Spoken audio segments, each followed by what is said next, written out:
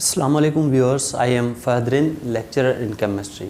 Like and share my videos and subscribe to my channel College Chemistry with Fahad. Today we discuss the quantum numbers. Quantum numbers detail में बताते हैं कि atom के अंदर जो energy levels हैं या ऑर्बिटल्स हैं या और ऑर्बिटल्स हैं और या सब शेल्स हैं और इलेक्ट्रॉन के स्पिन, तो वो किस तरह से होते हैं कि complete information about electrons in an atom. तो क्वांटम नंबर को ऑर्बिटल को क्वांटम नंबर की मदद से एक्सप्लेन किया जाता है। 4 किस्म के क्वांटम नंबर्स हैं।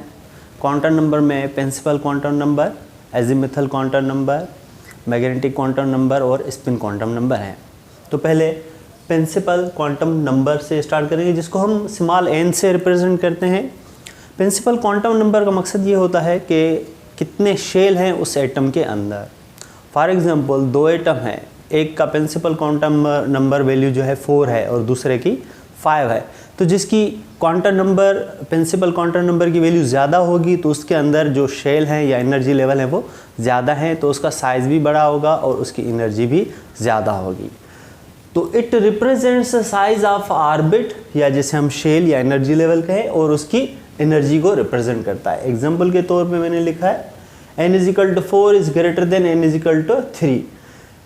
एक एटम जिसका 4th एनर्जी लेवल जो होगा वो ज़्यादा होगा 3rd एनर्जी लेवल से इन साइज एंड एनर्जी। तो प्रिंसिपल क्वांटम नंबर शेल के हवाले से इंफॉर्मेशन देता है और एटम के शेल की जो साइज़ है वो कितनी है, स्मॉलर है या बिगर शेल है, वो भी n की वैल्यू से हमें मालूम होता है। Second one is the azimuthal और सब्सिडायरी क्वांटम नंबर, जिसको हम स्मॉल l से रिप्रेजेंट करते हैं।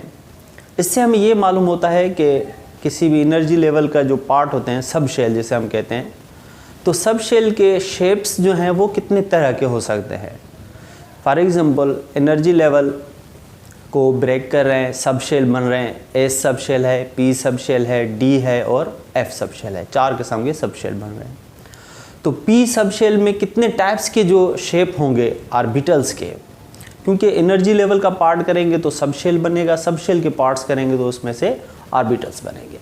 तो यहाँ पे it represent types of shapes in sub energy levels. For example as जो सब शेल है उसका शेप स्फेरिकल होता है। एक पर्टिकुलर डायरेक्शन में इलेक्ट्रॉन्स की जो है क्लाउड्स नहीं होते, यूनिफॉर्मली डिस्ट्रीब्यूटेड होते हैं और स्फेरिकल फॉर्म में होते हैं, तो इसलिए इसका कोई पर्टिकुलर शेप नहीं होता। इसलिए एल की वैल्यू जो है एस के लिए 0 होती है। पी सब शेल में डम्बल शेप होता है और एक ही किस्म का शेप होता है। पी सब शेल के टोटल 3 ऑर्बिटल्स होते हैं, px, py और pz। तो तीनों का शेप एक ही होता है, डम्बल शेप होता है, इसलिए l की वैल्यू p के लिए जो है वो 1 है। इसी तरह से l की वैल्यू s के लिए 0, p के लिए 1, d के लिए 2 और f के लिए 3 है, जो कि कांस्टेंट है। इसका मकसद p में एक ही शेप्स के ऑर्बिटल्स होते हैं, d में 2 किस्म के और f में 3 किस्म के। ऑर्बिट और ऑर्बिटल के फ़र्क के लिए आप जो है वीडियो देखें, जो कि लेक्चर अवेलेबल है ऑर्बिट एंड ऑर्बिटल्स के नाम से। अच्छा, उसके बाद है मैग्नेटिक क्वांटम नंबर, जिसको हम स्मॉल m से शो करते हैं। इससे हमें पता चलता है कि मैग्नेटिक फील्ड में जब सब शेल को रखा जाएगा तो वो कितने तरह के ओरिएंटेशंस देगा। ओरिएंटेशंस का मकसद है अपनी एंगल जो है पर्टिकुलर डायरेक्शन में रखना। For example it shows types of orientation in magnetic field by subshell. m की वैल्यू जो है वो इस तरह से कैलकुलेट की जाती है, m-l से 0 फिर +l की तरफ। l is the azimuthal quantum number. For example p subshell के लिए m की वैल्यू हमें कैलकुलेट करनी है, तो p के लिए l की वैल्यू हम देखेंगे, l की वैल्यू 1 है फॉर p सब शेल, तो l = 1 for p subshell. इसको कैलकुलेट करेंगे, m -1 फिर 0 फिर +1। इसका मकसद ये है कि l की जो वैल्यू है माइनस से लेकर 0 फिर 0 से लेकर पॉजिटिव की तरफ उसे ले जाना है। फॉर एग्जांपल 1 वैल्यू है तो -1 फिर 0 फिर +1। अगर 2 होती like for d subshell तो -2 फिर -1 0 फिर +1 फिर +2। तो इस तरह से इसमें टाइप्स ऑफ ओरिएंटेशन देके -1 है, 0 है और +1, टोटल 3 टाइप्स ऑफ ओरिएंटेशन दे रहा है। तो हम कहेंगे 3 टाइप्स ऑफ ओरिएंटेशंस, और ये ओरिएंटेशन की तादाद नंबर ऑफ आर्बिटल्स के बराबर होते हैं। पी सब शेल में 3 आर्बिटल्स हैं और वो ओरिएंटेशन भी 3 देता है। डी सब शेल में 5 आर्बिटल हैं, उसके ओरिएंटेशंस भी 5 आते हैं। और एफ सब शेल में 7 जो है आर्बिटल्स हैं, तो उसके ओरिएंटेशन भी 7 आते हैं। तो वही पॉइंट मैंने लिखे, 3 types of orientation that are equal to number of orbitals.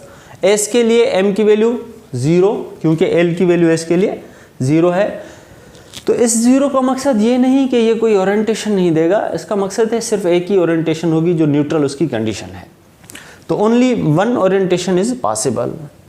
Last में है spin quantum number. Spin quantum number का मकसद है कि जो इलेक्ट्रॉन हैं वो अपने एक्सिस पे जब रोटेट करते हैं, लाइक दिस मार्कर, कि जब वो अपने एक्सिस पे रोटेट करते हैं तो वो स्पिन कर रहे होते हैं। अब स्पिन 2 किस्म की होती हैं, एक होती है क्लॉकवाइज और दूसरी होती है एंटी क्लॉकवाइज। तो इलेक्ट्रॉन के लिए क्लॉकवाइज के लिए +1/2, एंटी क्लॉकवाइज के लिए -1/2। ये मैंने एक बॉक्स बनाया जो कि एक ऑर्बिटल को रिप्रेजेंट कर रहा है। उसके अंदर 2 एरोज लगाए हैं, एक अपवर्ड और डाउनवर्ड। एक एरो रिप्रेजेंट कर रहा है क्लॉकवाइज को और दूसरा एंटी क्लॉकवाइज को। ये 2 इलेक्ट्रॉन हैं जिनकी स्पिन जो है, एक इलेक्ट्रॉन की स्पिन क्लॉकवाइज होगी और दूसरे की एंटी क्लॉकवाइज होगी। यही रीज़न होता है कि 2 इलेक्ट्रॉन हालांकि हैं तो वो सेम चार्जेस रिपेल करते हैं, मगर ऑर्बिटल के अंदर इसी फॉर्म में मौजूद रह सकते हैं कि दोनों इलेक्ट्रॉन्स की जो स्पिन होती है वो अपोजिट होती है। अपोजिट स्पिन की वजह से उनके दरमियान थोड़े अट्रैक्टिव फोर्सेस क्रिएट होते हैं। तो ये स्पिन क्वांटम नंबर 2 किस्म के, क्लॉकवाइज और एंटी क्लॉकवाइज, और वो यहाँ पे मैंने इस फॉर्म में रिप्रेजेंट कर लिया। तो 4 किस्म के क्वांटम नंबर्स आज आपने सीखे, प्रिंसिपल, एजीमुथल, मैग्नेटिक और स्पिन क्वांटम नंबर्स। इसी तरह से अगर हम एफ सब शेल के लिए मैग्नेटिक क्वांटम नंबर फाइंड करें तो हम लिखेंगे m = -3, फिर -3 के बाद -2, -1, फिर 0, फिर +1, +2 और +3। तो total types of orientation count करेंगे तो वो 7 होंगे और एफ सब शेल में 7 ऑर्बिटल्स जो हैं वो मौजूद होते हैं। तो इस तरह से ये टॉपिक आज का कंप्लीट हुआ। आई होप आपको मेरा लेक्चर पसंद आया होगा। मेरे वीडियोस को ज़्यादा से ज़्यादा शेयर करें, लाइक करें और मेरे चैनल को सब्सक्राइब करें। College chemistry with fire. अल्लाह हाफिज़।